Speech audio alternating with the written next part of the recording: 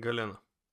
Галена е от звездите, при които промяната във външния вид се вижда най-силно, защото е на сцена от 2004 година. Днес изглежда като напълно различен човек в сравнение с ранните си години. Най-често коментираната намеса при нея е корекцията на бюста.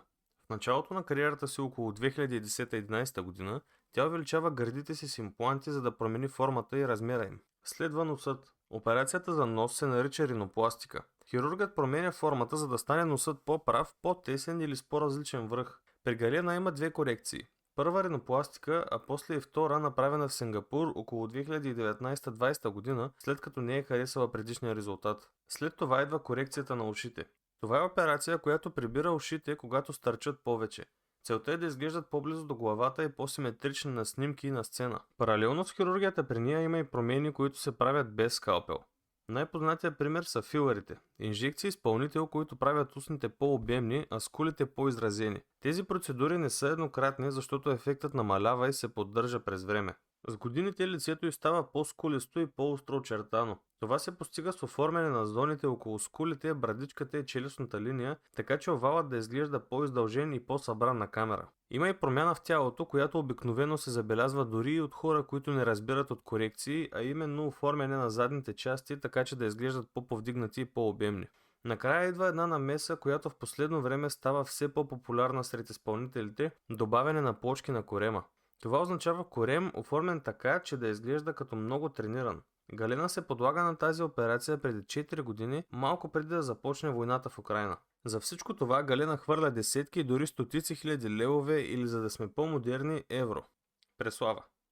Преслава е пример за изпълнител, при която темата за корекциите се върти не толкова около сензация, а около едно много просто нещо. Тя сама поставя граница какво е правила и какво не. Когато се появяват публикации, че се е слагала силикон, тя реагира директно и казва, че няма импланти и не приема да я представят като изкуствена кукла, защото очевидно това я дразни. Тя посочва конкретно: през живота си има две операции, които не е крила от хората.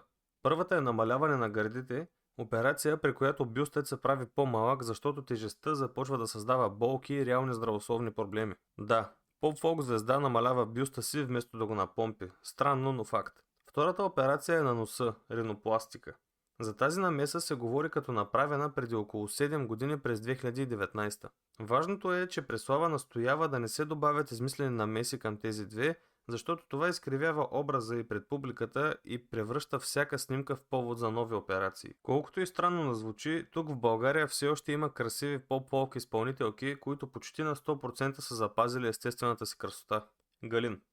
Галин е от малкото мъже в поп-фолка, при които темата за корекциите прави по-сериозно впечатление, защото промяната е видима и по лицето, и по излъчването. В началото на 2022 година той споделя, че устата му е по-голяма, защото преди почти не е имал устни и това не му е харесвало. Точно тук е важно да се разбере разликата между операция и процедура.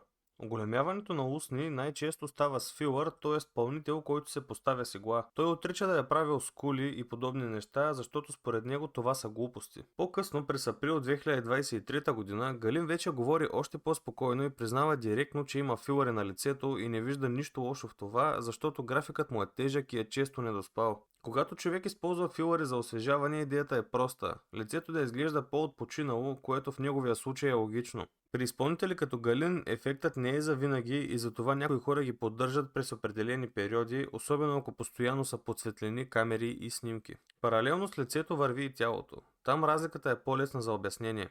Мускулите идват от тренировки, но перфектната визия на мачото от Добрич се поддържа и по други начини. Спекулира се, че Галин е на зоб, което отново е обяснимо предвид на товарения му график. Най-важното при Галин е, че той смело признава, че е направил това, което му харесва и не го крие. Алисия. При Алисия трансформацията се обсъжда най-много, защото през годините тя сменя визията си на етапи. През 2015 година излизат поредица публикации, които я описват като рекордьор по корекции и дори посочват обща сума около 50 000 лева за промени по лицето. В същите материали се изброява, че Алисия е поправила носа, устните, скулите, челото и брадичката си, т.е. не става дума само за едно пипване, а за цялостна промяна на визията. Когато се говори за носа, идеята е проста. Прави се по-фин и по-изправен, за да изглежда профилът по-чист пред камера. При устните най-честото обяснение е още по-лесно. Добавя се обем, за да изглеждат по-плътни, особено за снимки отблизо. При скулите целта е лицето да стане по-изваяно и вдигнато. За челото и зоната около очите обикновено се говори като изглаждане, за да изглежда кожата по-равна и по-свежа. През декември 2015 година има публикация, която стига до конкретика и твърди за общо 7 операции по лицето, като дори се споменават повторения при носа и скулите. Най-скъпият детайл, който се повтаря в тези разкази, са зъбите, описвани като холивудска усмивка за около 30 000 лева, което обикновено означава фасети или коронки за изравняване и избелване на вида. И точно тук се получава ефектът, който хората коментират най-много. Когато нос, устни, скули и усмивка се променят заедно, лицето започва да изглежда като чисто ново, а не просто като освежаване на вида. Емануела. Емануела е от изпълнителките, при които темата за пластиките влиза в новините не само заради визия, а и заради самите операции като събития. През януари 2013 година тя прави голям пакет в едно – смяна на силиконовите импланти в бюста, плюс коремна пластика, а по време на операцията лекарите откриват и пъпна херния, която махат на момента. Коремната пластика, казано най-просто, е махане на излишна кожа и стягане на коремната стена, което често се прави след раждане. Тогава се появяват заглавия, че е била в критично състояние, но в разказа на клиниката се обяснява, че след такава намеса е нормално да има реанимация и възстановяване и че не става дума за нищо опасно. В същия период започва да се върти и конкретна сметка за всички интервенции. Около 14 700 евро, като вътре се включват и други допълнителни корекции.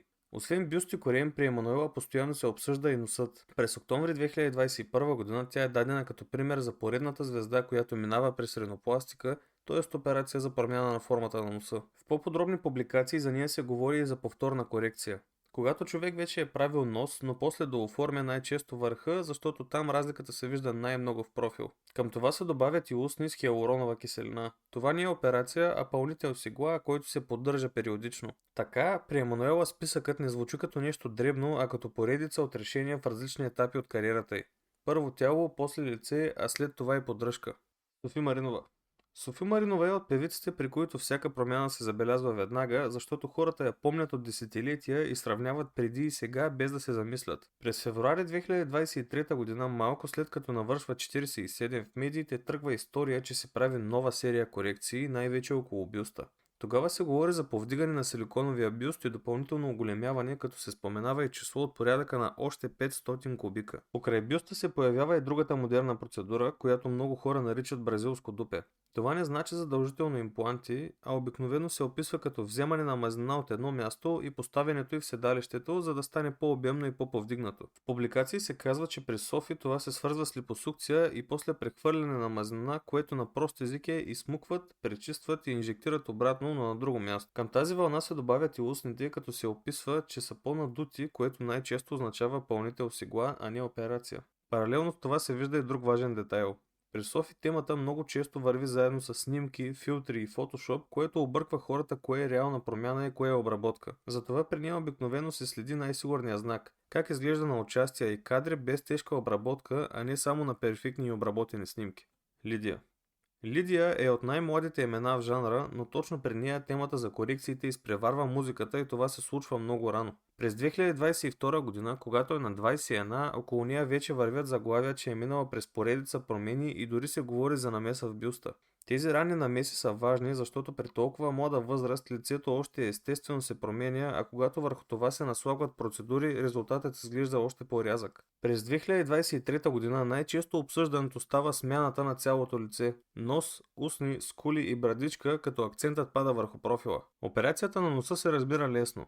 Устните обикновено се правят с пълнител, т.е. цигла, и точно това дава онзи надут контур, който камерата хваща веднага. Скулите се вдигат, за да стане лицето по-изваяно и да изглежда сякаш е по-слабо, дори без реално отслабване. Най-драматичният ефект идва от брадичката, защото когато тя се изостри и даде напред, човек изглежда различно дори без грим.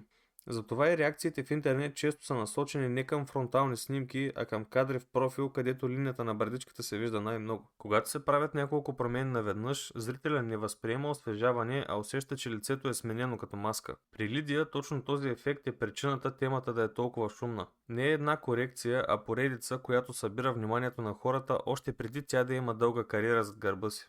Азис. Азис е човекът, който превърна темата за корекциите в нещо напълно открито, вместо да я остави да се шушука зад гърба му. През 2020 година той сам публикува колаж, в който показва точно 8 места по тялото си, които е променял. В списъка му влизат скули, вежди, уши, устни, бицепс, гърди, корем и пенис. Скулите са промяна, която прави лицето по-изваяно и по-рязко на снимки. Веждите обикновено значи повдигане или оформяне, така че погледът да изглежда по-отворен и по-сценичен. При ушите идеята е проста – да стоят по-прибрани и по-симетрични, което веднага се вижда в профил. Устните са най-лесни за разбиране, повече обем и по-ясен контур, който камерата хваща без милост. Бицепсът и гърдите са вече друг тип намеса. Там целта е тялото да изглежда по-атлетично, дори когато човек не тренира всеки ден. Коремът в този контекст се разбира като оформяне на зоната, така че талията и релефът да изглеждат по-стегнати. Последното, което шокира най-много хората е, че включва и интимна корекция, която рядко се казва на глас от публична фигура у нас. Най-важният детайл при Азис е, че той не го представя като срамна тайна, а като личен избор и контрол върху собствения си образ.